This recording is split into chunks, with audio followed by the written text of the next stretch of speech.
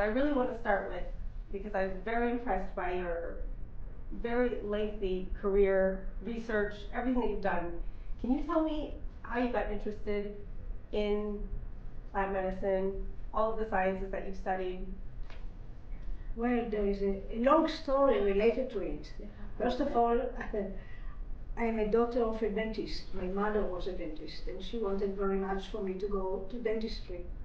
But during my army service, I was in a place, in a kibbutz, in the desert, very close to Eilat, and the place was completely desert. And my job was to try to find plants that could survive in the heat of the desert, the lack of water, salty water, and so on. Mm-hmm. So they sent me first to a short course of plants, and I fell in love with botany. So when I got out of the army, rather than going into medical school, I went to study botany. And I was accepted to medical school. I passed all the hard exams, but when time came, I chose botany. But that was not the end of the story towards medicinal plants. I got my PhD at Columbia University in New York. And then after my PhD, which was in plant biochemistry, Mm-hmm. I was hired to do a postdoc and then a research institute that is called the Boris Thompson Institute for Plant Research.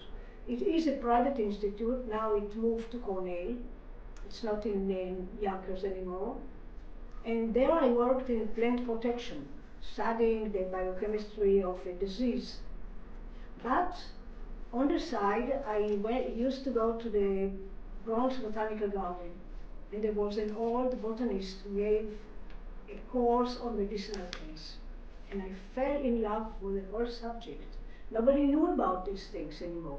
But in the library of the Botanical Garden, there was a very rare sample of a book that's called De Materia Medica, which means it was written by Dioscorides, who was a botanist and a medical man of the first century. He used to be a doctor from Sicily, and that used to be in the war of the Greek soldiers, and used to help them when they got wounded.